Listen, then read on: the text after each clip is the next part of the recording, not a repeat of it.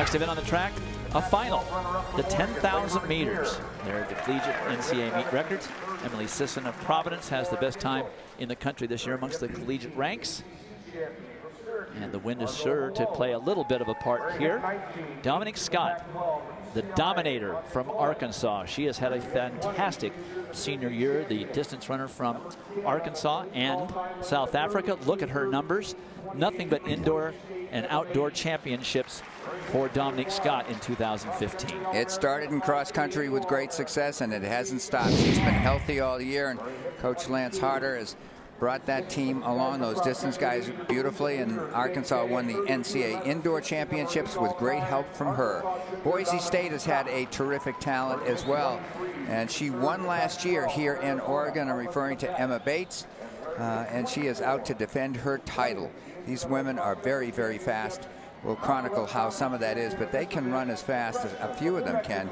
It's 5 minutes and 10 to 5 minutes and 15 seconds per mile for 6.2 miles. That's how good the ladies are. And she's got her own little fan club down there. They got t-shirts thanks to her fiance that call it the Dom Squad. Kind of cute. Dominique Scott. She was absolutely the stick that stirred the drink at the indoor championships in Fayetteville at home.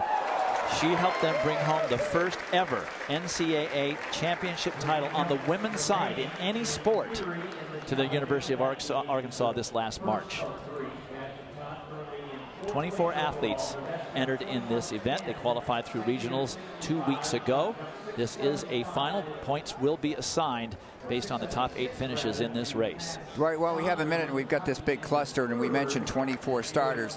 It's I think, good to, at this moment, while we've got a little bit of time, tell you how everybody collegiately gets to this event.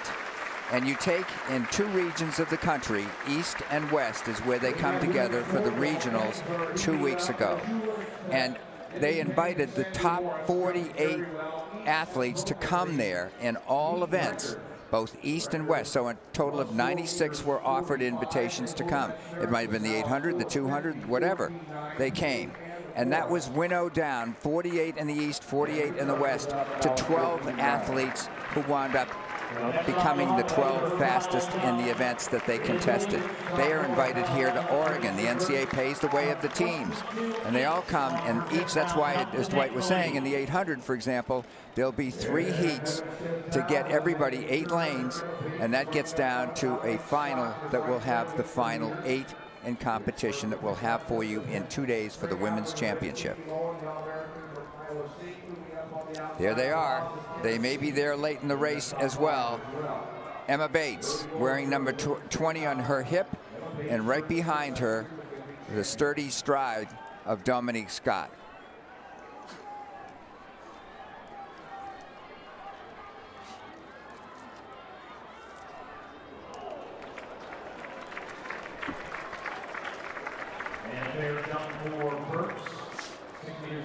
As they stride along, we'll get you some of their splits as they come by here.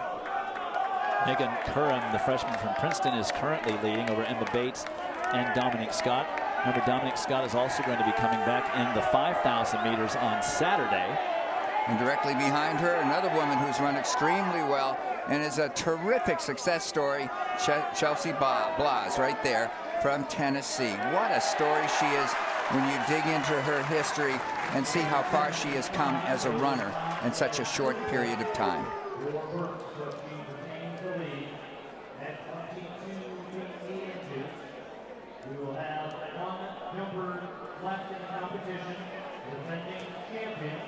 Well, Dominique Scott has run a lot of different races at a lot of different distances, but she's never run the 10,000 meters at the NCAA Championships, and she's hoping to make her debut a special one. Well, last year at this competition, I was watching the 10,000 meter with my coach, and I'd never thought that a 10K could be as exciting as it was last year. But there were 2 runners that it pretty much turned out into a sprint in the 10K, which doesn't always happen.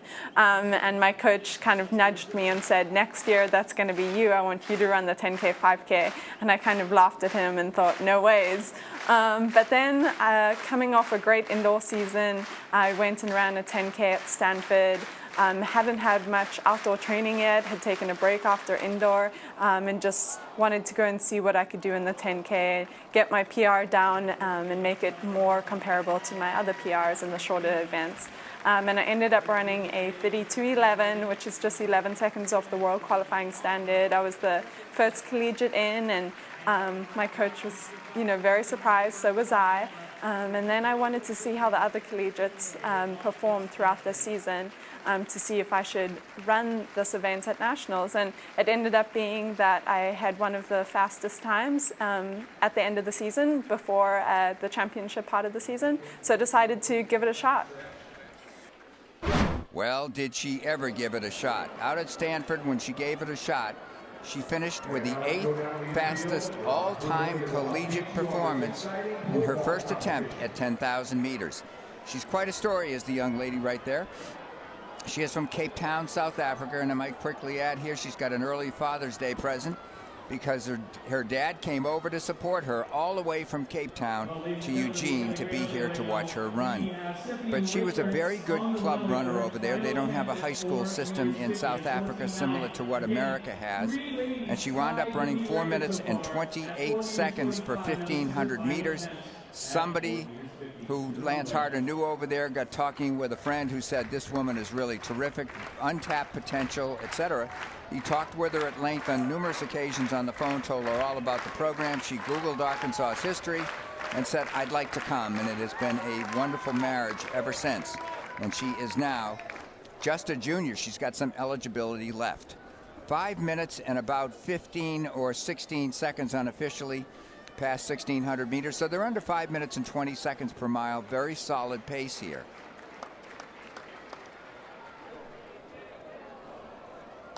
Looking at the flags, it appears that the wind may have died down a little bit, as it tends to do here later in the afternoon, early evening.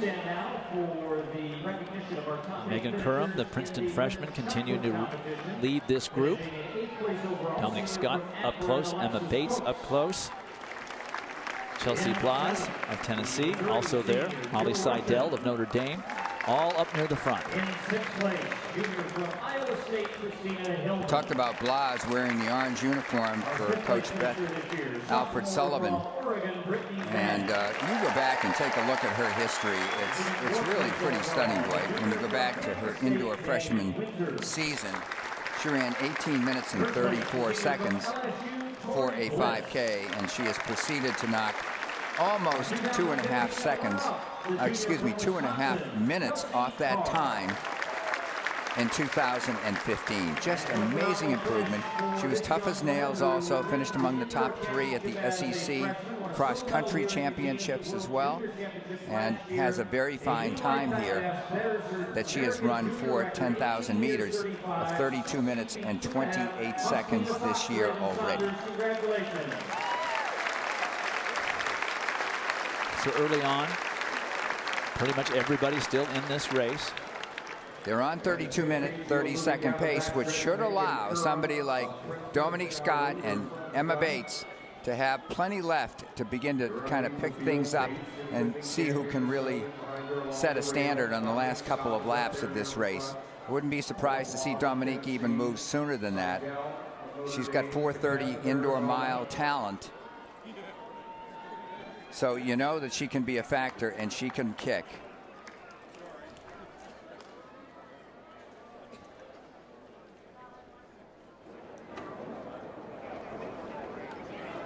It is Curran from Princeton who's been leading the way. Emma in second, of course, Blas in third. And Molly Seidel right up there from Notre Dame among the top 5 athletes.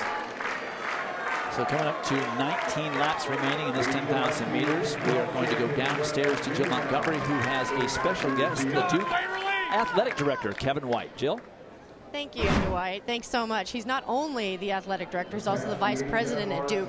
You are no stranger to having amazing venues with the Blue Devils playing in Cameron Indoor. How does Hayward feel compared to track and field? Well, Jill, gosh, I don't even know where to start. You know, Mike Krzyzewski's done such a brilliant job at Duke, and we're so proud of our crazies. But I have to tell you, when I walk into this venue, it's like electric. Hayward, the first time I came was in 1978 with a team, and I can tell you, I absolutely feel the magic every time I come back in here. And there's a really great friend, and a lot of people in America would know this name. His name is Don Keel, the late Don Keel, actually, who ran Coca-Cola for about 35 years. He would often say, "You can't have magic unless you can hear the music." Well, I come in here and I can hear the music. It's Vin Lanana, it's it's Phil Knight, it's Oregon track, and this is like this is the cathedral. This is an amazing place. Now, with this committee voting on the 4 days of separating the genders, where do you think that puts the state of track and field at the collegiate level? I am so pleased with how far we've come in a short amount of time. I mean, we were a sport that needed to be recalibrated, resuscitated even maybe. And I think this gender-specific format is just what we needed. I think it's certainly friendly for student athletes. It's also friendly for fans. And my gosh, we had great attendance here tonight, 10,000 people at a semifinal, which is really terrific. And the ratings last night, and you guys would know all about ratings, were as good as they've been for a championship in a semifinal. So all indicators are really good. Thank you so much for joining us. Thank you, Jill. Thanks for having me. Dwight. Thanks, Jill. Good job. And I think that this gender-specific format is a big hit with most of the athletes. It gives many of them a break day that they aren't used to having at their conference meets and previous NCAA meets. And, of course, the NCAA Championships are due to be here in Oregon through the 2021 season, as well as the Olympic trials coming up next year. So back to the race. Not a lot has changed. The pace, Dwight, has slowed down a little bit to about a 5:25 mile pace, and they're running around 33 minutes at this pace after setting a stronger tempo through the first almost 2 miles at this race, really about 1.5 miles, and then it slowed down over the last few laps. Nobody's changed positions, however. You ask yourself, how do I feel? There's a lot of monitoring of your body that goes on during the race like this, and you can sometimes get out early and even a 10K and say, wow, I don't feel as good as I should or as I thought I would, and you know it's going to be a struggle, and you pull back your pace a bit, or you hope it doesn't go out so that you can't hang with everybody. But a good indication to your point about what's going on here is look at the cluster up there. Almost no one's fallen off here as we are more than a third of the way through the race. Crowd gets a little bit animated on the home stretch because senior Waverly Neer of Oregon is up there amongst the top 6. Remember, they scored down to 8. And with USC struggling a little bit, getting less of their sprinters through to the finals than I think they might have been expecting, every point, every 6th, 7th, and 8th place point is critical in the overall team battle. Our coverage of the NCAA Outdoor Track and Field Championships continues tomorrow, Friday, June 12th at 7:30 p.m. Eastern on ESPN. For more information on the NCAA Outdoor Track and Field Championships, log on to ncaa.com, the official online home for all 89 NCAA championships. And let's go down to the infield. Rob Vermillion catches up on the javelin competition. Chelsea Blas now getting in front. See if she'll pick the pace up a little bit. She now leads over Megan Curran, the freshman from Princeton. Molly Seidel is there. Emma Bates is there. Dominic Scott. Waverly Neer. Lots of running to do. 16 laps remaining. The training here, Dwight, very severe. We'll tell you more about training if we get a few minutes on the backside of this race. But these ladies often train twice a day, go to excellent institutions, are very frequently Dean's List students. Cross-country and distance races are amongst the best academic students in the country. That's been proven in studies, and it's just impressive to watch how they know time management. Well, with 15.5 laps remaining, we're going to step aside for a moment. Oregon with a 4th place finish there, so that is going to be 5 points for the Ducks as they are looking to pick up those 5th, 6th, and 7th, any place that they can, back to the 10,000 meters with just under 14 laps remaining. Chelsea Blas of Tennessee continuing to lead. The sophomore took over about 1.5 laps ago. She's sort of sharing the lead right now with Emma Bates, the defending champion. And a very large pack still running together. What I talked about Blas a little while ago, and an example, early in 2014, she ran 10,000 meters and ran 35 minutes and 25 seconds. And earlier this year, she improved on it by 3 minutes. So that means every mile she ran 30 seconds faster a year later. That is just extraordinary. Just extraordinary. Congratulations to all she's accomplished. All of these women making it to the NCAAs, congratulations to you. One heat, all 24 ladies in it. Emma Bates looks like she's almost jogging. She looks that comfortable. Which is number 2 all time. Morris, Bates from a little town in Elk River, Minnesota, the woman at your screen. When you're in small towns, you have fun doing a lot of different things. And of course, with the cold weather up there, guess what she competed in high school? Not only track and field, she was a Nordic skier in high school. Exercise science major. So slightly less than 13 laps remaining, almost halfway through the event. We will come back for more coverage of the 10,000 meters when we return to Eugene, Oregon for more of our coverage of these championships. At this height for Sandy Morris, 15.3, 4 meters, 65. We're coming up to the 5K mark here in this 10K competition.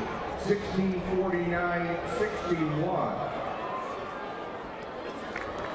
And 5K. How long is this break, Ralph? Okay, all right. Yeah, got it. Okay, thanks. And current leads the field. Blas running second. Bates is on the rail there in that second row. No, I didn't mean it that way. Just as far as looking for other things to kind of add and stuff to do and stay as buttoned up as I can. I'm just trying to wonder if this is like a minute-and-a-half break or what it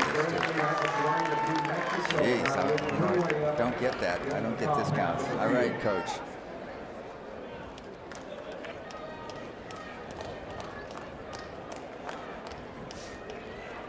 So with the pole ball, Payne has a clearance at 15.3. Morris has a first attempt miss. Yeah, remind me to talk about 2 things when I come back here. Well, one of them is going to be what they're learning about the values of running. Now, we all know it's great to stay fit, but it really helps the memory and the focus in brains, all of our brains, and it's been tested. Duke, you better. But I was not going to say that, Ralph. I would not have done that if you hadn't led me to the water. Thank you, Mike. And just a correction for my last announcement. I was looking at the absolutely. You know what one guy called it for diseases? Okay, what they called it with diseases, one doctor in a study that I read. Ralph, you're killing me. So going into the final round of throwing your leader, Anna Carson, second. Come on, I can tell you a story in 10 seconds. Duke University did the study. 4 tenths of a meter, which is about 13 inches.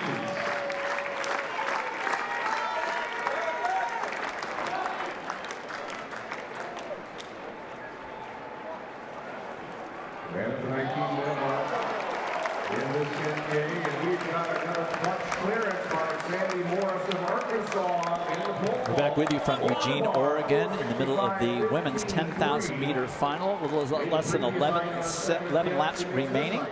22.26 with legal win for Kyra Jefferson in a semifinal as we return to the 10,000 meters.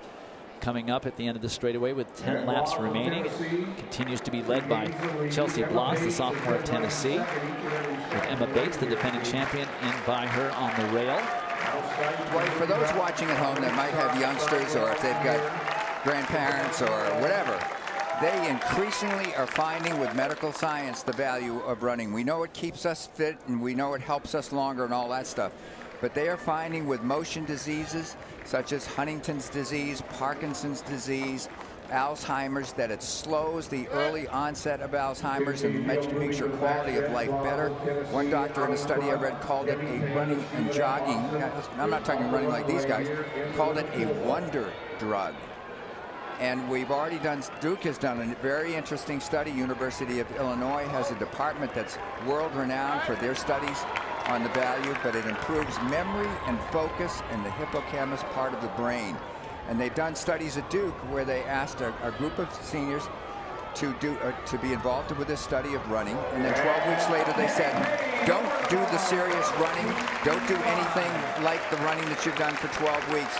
And they gave them the same test, and the memory and focus had receded down to the baseline. Very interesting stuff. And maybe interesting also that amongst the best students in high schools across the country today are cross-country athletes. I've studied that also, and it is amazing, the performances. New York State had a very large number of cross-country teams that even had straight A's, both men and women, in cross-country. So just a thought, if your youngster cares about this or likes it, it'll help you in many, many different ways. And I just thought it'd be a good opportunity to pass along what they're finding in the medical community as well.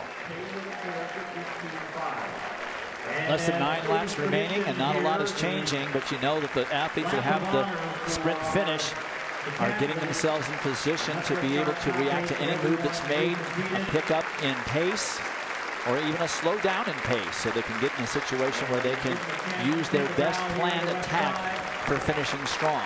When they come by again, they will have just about 2 miles left in this race.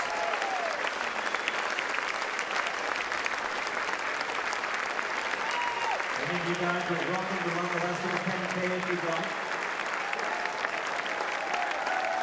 Some separation now showing up as some athletes are beginning to fall off this pace as they have completed just about 4 miles of this 6.2-mile race. However, the cluster is still large, and it's going to be interesting to see when somebody decides to put a surge on and break away. The flags are dropping down to perhaps less wind than we've had all day here today.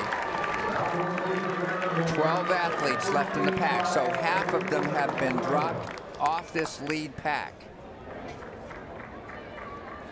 Just under 8 laps, so just under 2 miles remaining in this 10,000 meters, but still a good dozen athletes, 10 to a dozen, still in contention, and certainly capable, depending on how this plays out, as Chelsea Bloss continues to lead, which she has done so for about half the race now.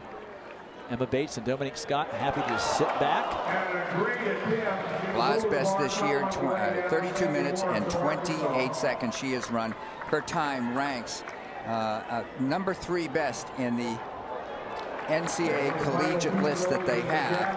10th place, by the way, Dwight, is 33 minutes and 34 seconds. That's approximately, doing quickly in my head, about a 5:25, 5:27 mile pace that they're averaging. Bloss is picking it up just a little bit.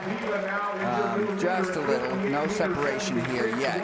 But that's the 10th best by Hillary Montgomery from Texas A&M. The fastest time, 32 minutes, 11 seconds by Dominique Scott. And that works out time-wise to about 5 minutes, 11 seconds per mile is what she's done. So she's well in the comfort zone. Emma Bates' time is only a few seconds behind. She's in 2nd place. Dominique off her shoulder. But as both of them have almost equal time, I wonder what's going through Emma's mind. I really do. She knows that Dominique has good speed. She knows that she can press hard from out at a distance. And I'm wondering if Emma decides at some point with a mile to go or less, I've got to put down the hammer and try and shake her. But that's the thought process going through these athletes' minds now. How do I feel? How much is left? When is it in my best interest to make a move? That's a group of 12 exactly in that lead pack. Only 8 will score. And I think I remember Dominique Scott saying that 32 minutes or under 32 minutes is what she needed to run to qualify for World Championships for South Africa. That would be a great opportunity for her to compete in a global championship like that later this summer in August, and one more year of training and preparation, be able to go down to Rio for the Olympic Games in 2016. You know, I did not hear her say that. I did not know that. But, you know, that's probably the right level to qualify. And, you know, she won't get it here. But in another event where she gets in a major 10,000 meters, she's got time this summer to achieve that standard. 6 laps remaining, and Chelsea Blas continues to set the pace with no one attempting to change the dynamics of the race at this point. Emma Bates, the defending champion, in second. Dominique Scott of Arkansas in third. And Waverly Neer hanging right up there for points for Oregon. She is now in 5th place, is Neer. Molly Seidel of Notre Dame right in there on the rail with the black headband. Molly Gravel up there also for Oregon. Emily Stiles of William & Mary is also up there. So a couple of Oregon athletes in a position to score for the Ducks. And we can't stress how much of an advantage it is for these Oregon athletes to be competing here at Hayward Field. It's a huge advantage. As we get ready to wrap it up, we will step aside. When we return, there will be just a few laps remaining, and the complexion of this race may have changed quite a bit. Stay with us. Much more when we return. The 2015 NCAA runner-up in women's long jump, the junior from Oregon, Jenna Prandini. And the 2015 NCAA Division I long jump champion with a measure of 6 meters 91, 22 feet 8 inches. Congratulations, sophomore from Alabama, Felicia Burke. Congratulations to our top of jumpers in the women's long jump. And in the pole vault, Tammy Payne had her first miss of the competition on her first attempt at 15.7. Morris of Arkansas is up now. Blas continuing to lead the 10K. Bates is in second. Stites is right up there with Dominique Scott and Seidel. And a miss for Morris.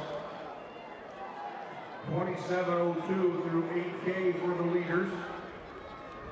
And that lead pack now on the north end here of Hayward Field.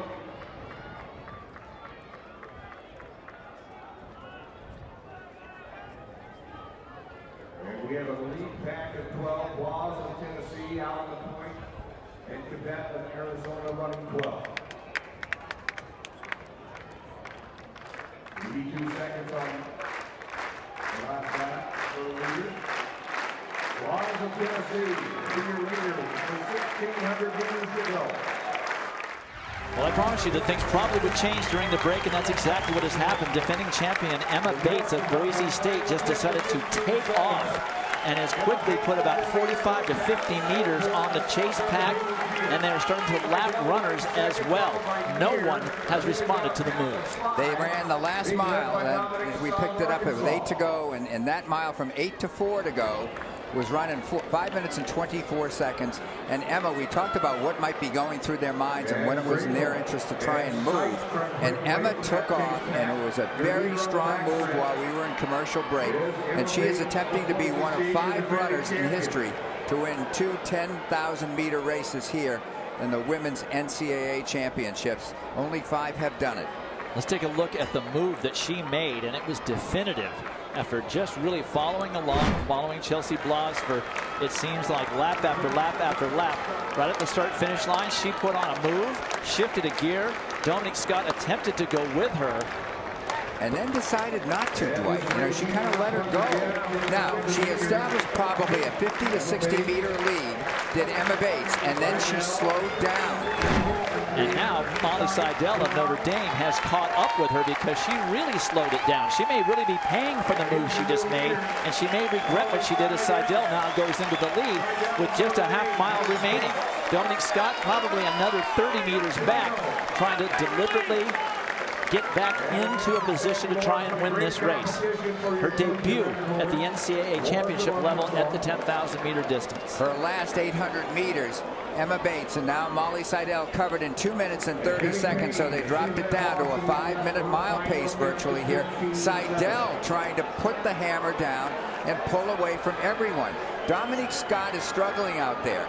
She is falling back here Bates has absolutely lost it. She's done. Dominique Scott has just now passed her and is setting her sights on the lead, but maybe too much distance to cover at this point in the race, 25 to 30 meters at least. But Dominique Scott now finds herself in second, and many more are going to pass Emma Bates. That was not a well-conceived plan and a not well-executed one. Scott, right, and I don't know what happened. Usually your antenna goes up as a distance runner. When you make a move, you have a very good idea that, yes, I can hold this for 2, 3, or 4 more laps.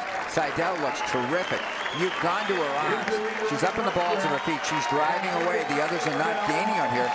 And Scott holding on, not desperately, but she can't seem to gain on anybody. Blas is in front of her. And we have 1 lap to go, and Scott is in 5th place and looks in trouble, just watching her form. Seidel full of run at this point. 2 Oregon runners up amongst the top 5, so they are going to score some points. But Dominique Scott did not go with Emma Bates. Probably that was a smart idea, but Molly Seidel very smartly, deliberately ate up the distance that Bates was able to put on them in that 1 lap. And she is in a full sprint and gone. No chance that she is going to tie up and have anybody catch her. 200 meters to go. And she is going to be somewhere around 33 minutes and probably 20 seconds or so. So Molly Seidel was up amongst the leaders the entire time. Didn't exactly cover the move, but was able to take advantage of a very poorly executed move by the defending champion Emma Bates. And Molly Seidel now in the finishing straight. Still looking good, still looking fresh almost. And this is a first-time 10K championship run for a Notre Dame athlete. Here comes Dominique Scott comes back, knows what she had left, and she does come up for second. Oregon is going to get 4th and 5th place points. Molly Seidel from Notre Dame, congratulations. She averaged about 5 minutes and 21 seconds per mile, maybe 5:22. And Dominique Scott comes up for 2nd place, but she is a good 8 seconds, 7 seconds astern of the winner. 9 points for the Lady Ducks in that 10,000 meters. Smart team running. And Emma Bates finally crossing the finish line. Made a big, big mistake her senior year. Well, here comes Emma Bates, who I don't understand what happened there. I really don't. She faded so quickly after a big surge for a lap and a half and had nothing left. It wasn't like she slowed down slowly. She just kind of fell apart. And Molly Seidel sensed that, made a move. Her antenna read exactly how much energy she had left to the finish. She held her pace beautifully and wound up winning. So it won't be a repeat for last year's NCAA champion in your screen from Boise State. Molly Seidel wins at 33-18-37. Dominique Scott does a nice job of making up a lot of distance in the last half a lap to finish 2nd. Emily Stites of William & Mary, and then Oregon finishing 4th and 5th. 5 and 4 points for the Ducks, 9 in the 10,000 meters, maybe unlooked for points. So we will step aside as the 10,000 meter runners continue to finish. 1 event remaining on the program in these semifinals, the women's 4x400 relays. Don't miss them. We're right back.